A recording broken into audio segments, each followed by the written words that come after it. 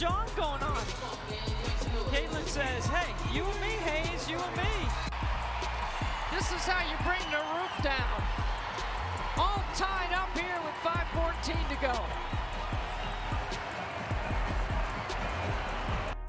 The Golden State Valkyries spent 40 minutes fouling, grabbing, and roughing up Caitlin Clark so much that her arms looked like she had been dragged through barbed wire, and Sophie Cunningham even went live after the game to show the marks left on her own face. But the Valkyries overlooked one important detail when they put together that game plan. Indiana spent the entire offseason searching for one specific type of player, someone who never gets intimidated, never backs down, and has already won a championship by doing the tough jobs that most players avoid. Her name is Myisha Hines-Allen, and this enforcer completely shut down the Golden State Valkyries bullies and left them frustrated and losing control. Do you think Caitlin Clark will win MVP this season? Let us know in the comments below.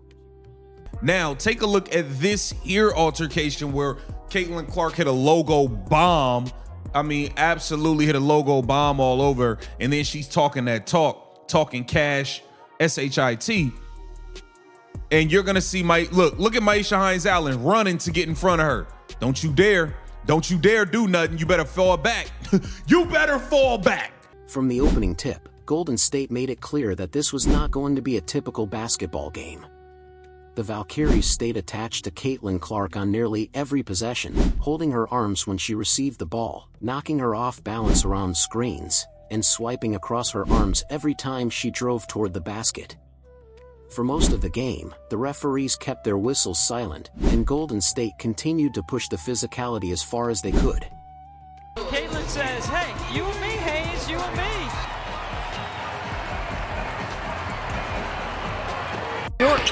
Only average 9 per game. Right up the middle. It's Tiffany Hayes. Tiffany Hayes was by far the most aggressive player on the floor, and it really was not even close. She constantly held Clark during off-ball cuts, pulled at her jersey in pick-and-roll situations, and every time Clark tried to break free and create some space, Hayes turned the possession into what looked more like a wrestling match than a basketball play. This was not something that happened for just one quarter or during a brief heated stretch of the game. It went on for the entire 40 minutes. Every time Clark touched the ball or attempted to move without it, Hayes was grabbing, holding, and pulling on her as if she were competing in a tug-of-war rather than trying to play defense. Hayes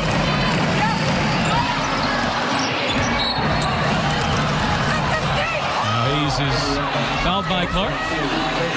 That's a freedom of movement. Pre-game studio show. The Fever had to make them feel that second night so far. Haven't been able to do so. And there Clark does draw the foul.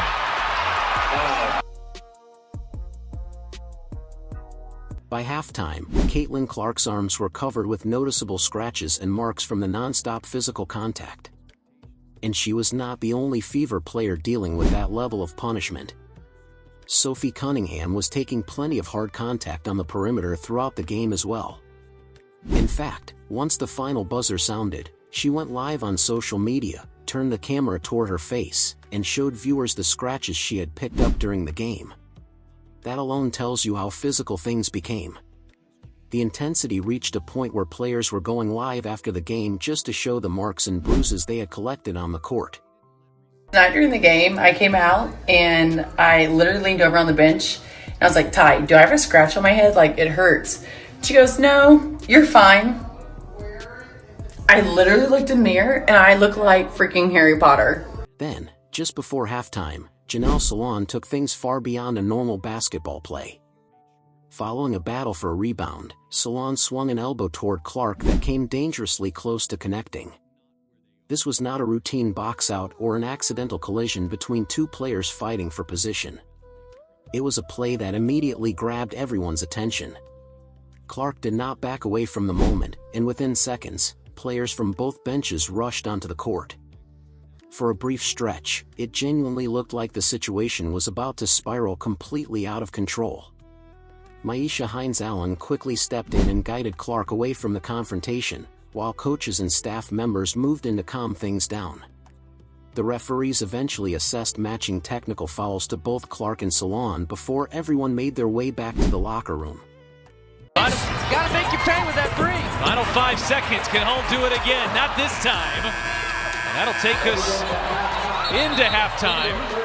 Well, some extracurriculars. Here is both teams head to their respective benches. Clark's technical foul during that exchange was her second of the season, with the first coming on May 13th against the Los Angeles Sparks. Then, later in the fourth quarter, she was assessed a flagrant 1 foul after setting a hard screen on Veronica Burton, a call that was upgraded following a video review. After the game, Clark did not try to downplay the situation. She joked that she probably had some fines coming her way, along with the flagrant foul, and estimated that the total could be around $1,000. She also admitted that the game was extremely physical, acknowledged that the officials did not catch everything she felt was happening on the court, and left it at that rather than turning it into a lengthy complaint. Meanwhile, after the final buzzer, Hayes was picked up on a hot mic and made it clear that her feelings toward Clark went far beyond ordinary competition. She was not simply playing tough defense. She wanted Clark to hear exactly what she thought, and she was not concerned about who else might hear it as well. That's it. She would never get to play any games. No questions?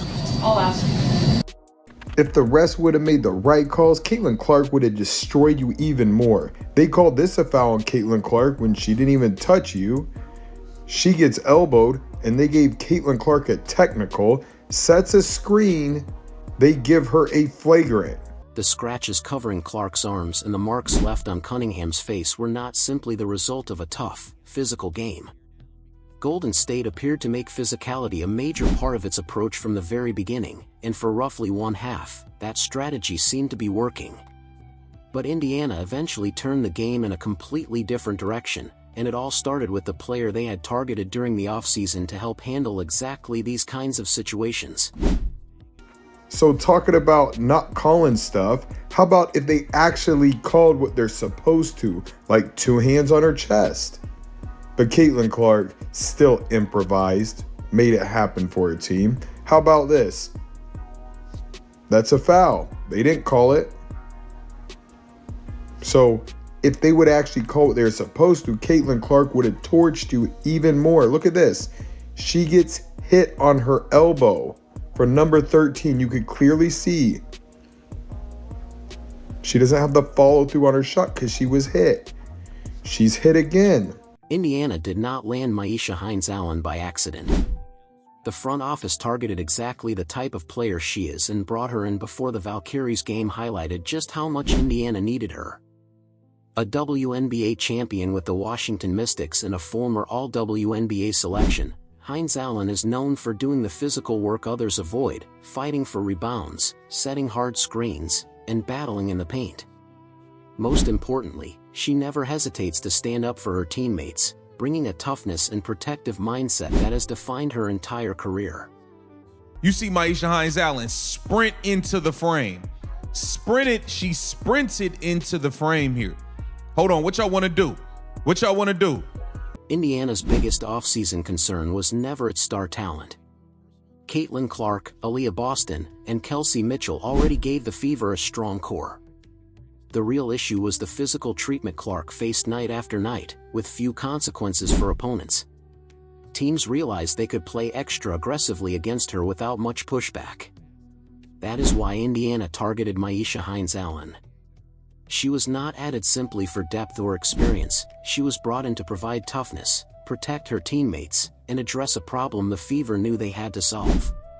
What many people noticed was Myisha Hines-Allen was not hesitant. She was sprinting front and center. Who said what? Who trying to do what? Who trying to touch 22? What you want to do? We love that. We love that because for so long we watched Caitlin Clark get targeted and get flagrantly fouled, people poking her in the eye, people knocking her to the floor when the game is not even in play, and none of her teammates would step up and defend her. Hines-Allen built her reputation as one of the league's toughest players over many years. She has never been afraid of any opponent and always embraces physical competition. She once had a heated on-court exchange with Sophie Cunningham, which is ironic now that they are teammates, But that moment perfectly reflects who Hines Allen is, a player who never backs down, no matter who is on the other side, and brings the same intensity to every game. Sophie Cunningham tried to fight Myisha Hines Allen. She tried to fight Myisha Hines Allen. You do not, there are not that many people. You can see everyone else is trying to get as far away from this situation as possible. Everyone else. So she hits a three. Myisha Hines Allen fouls her and then tries to step over. And then Sophie Cunningham grabs her leg. Nobody's going near Myisha Hines Allen, but no, Sophie Cunningham will start the fight. The refs are trying to break it up. None of the Mercury players are going to go near Myisha Hines Allen. They're scared. She's scared of bejesus out of them. Myisha Hines Allen is one of the toughest players in this league. Sophie Cunningham going head to head straight with her. Indiana built this roster to let Caitlin Clark focus on running the offense without constantly dealing with physical pressure. Hines Allen fits that plan perfectly, bringing toughness to the front court while creating more opportunities for Aaliyah Boston and giving Stephanie White a lineup that can handle physical opponents. Her one-year contract also helped Indiana maintain salary cap flexibility for 2026 while remaining competitive now. Hines Allen's value goes far beyond statistics. It shows up in the physical moments, emotional battles, and hard-nosed plays that often decide games but never appear in the box score. She's willing to do her part and protect the GOAT. That's part of the reason why we love Sophie Cunningham, and that's just a fact. Now, there was a few mix-ups here, right? And you're going to see Myisha Hines Allen with no hesitation. I mean, with no hesitation, come and get in between and say, hey, you got to go through me to get through her. What you want to do, punk? Against Golden State, Hines Allen showed exactly why Indiana brought her in. When tensions rose after Salon's elbow near halftime, she immediately stepped between Clark and the opposing players, making it clear she had her teammates back. Later, during another heated moment involving Tiffany Hayes, Hines Allen was once again at the center of the action, protecting her teammates and setting the tone. What made it even more notable was that Clark had already been dominating the game. In the first quarter alone, she scored or assisted on 17 of Indiana's 21 points, controlling the offense despite constant physical contact. Golden State tried to disrupt her rhythm, but even with defenders grabbing, bumping, and pressuring her throughout the game, Clark continued to run the offense at a high level. Then Holt pulls down the rebound. Actually, Holt doing it all on that defensive possession. Clark. Oh! From another stratosphere!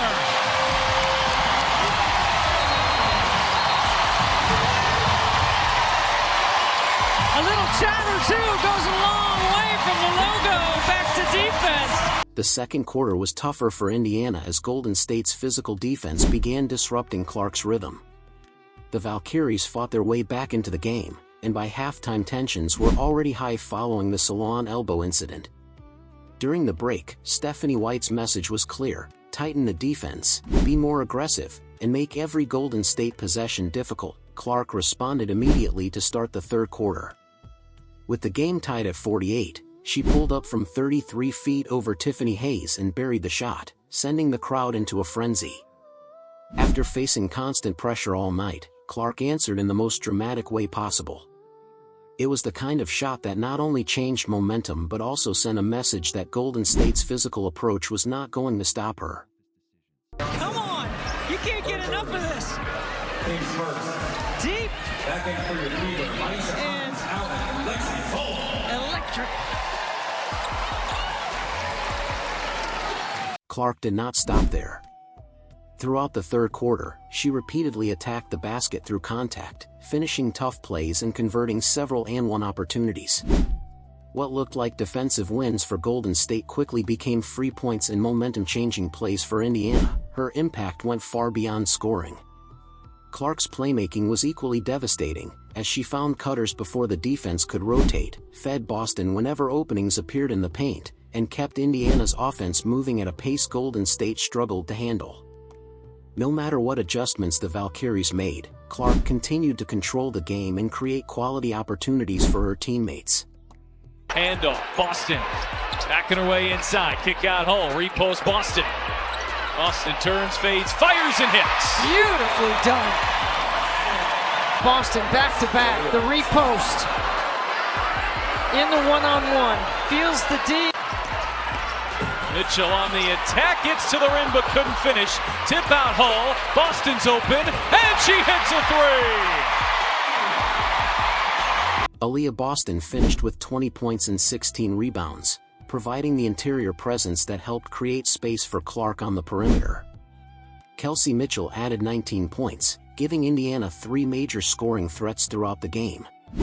When multiple players are producing at that level, defenses are forced into difficult choices, and any extra attention on one star often leaves another with opportunities. Raven Johnson and Lexi Hull also delivered key baskets in the second half, helping Indiana maintain momentum and keeping Golden State from mounting a serious late-game comeback.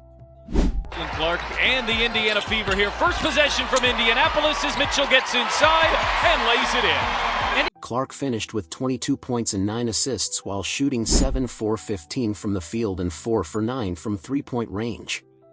She also added a steal and a block in 32 minutes of action.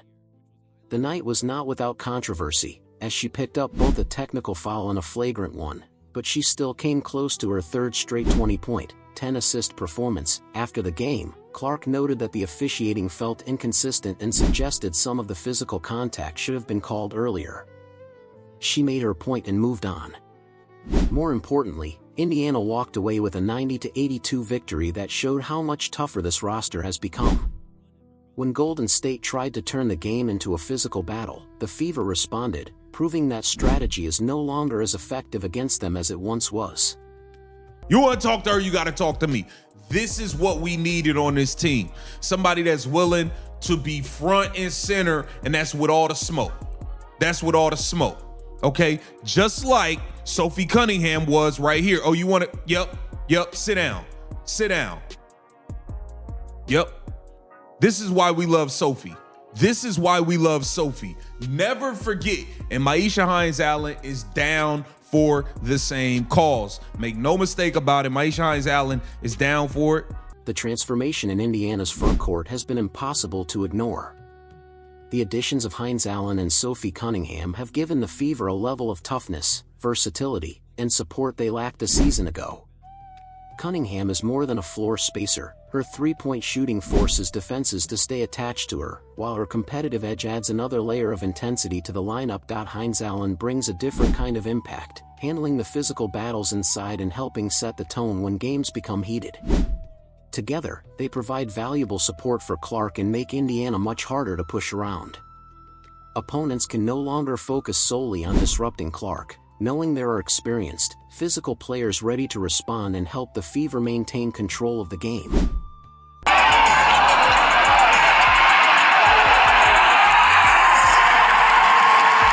Quite a bit of foul trouble in this half. To put it into perspective, Mabry has 3, Sanaya Rivers has 3 fouls, Bria Hartley has 3 fouls. That's your wing depth. Ugh. The biggest change for Indiana may be mental as much as physical. Over the last 2 seasons, Clark often had to deal with constant physical pressure while also carrying the responsibility of running the offense, reading defenses, creating shots for teammates, and delivering in key moments. Now, players like Hines-Allen are stepping into those situations before Clark even has to react, allowing her to focus more energy on the game itself. That could be a major factor moving forward. A fully focused Clark, paired with a healthy roster and growing chemistry, gives Indiana the potential to become one of the league's most dangerous teams. If the Fever continue winning and Clark keeps producing at this level, her MVP case will only grow stronger.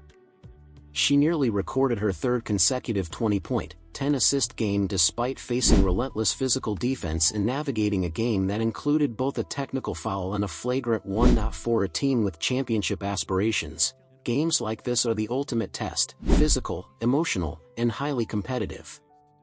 Against Golden State, the Fever proved they can handle that environment and still come away with a win. More importantly, they showed that attempts to disrupt or intimidate them are no longer as effective as they once were. Do you think Caitlin Clark will win MVP this season? Let us know in the comments below. If you enjoyed this video, be sure to like, subscribe, and turn on notifications so you never miss our latest basketball coverage. Thanks for watching, and we'll see you in the next video.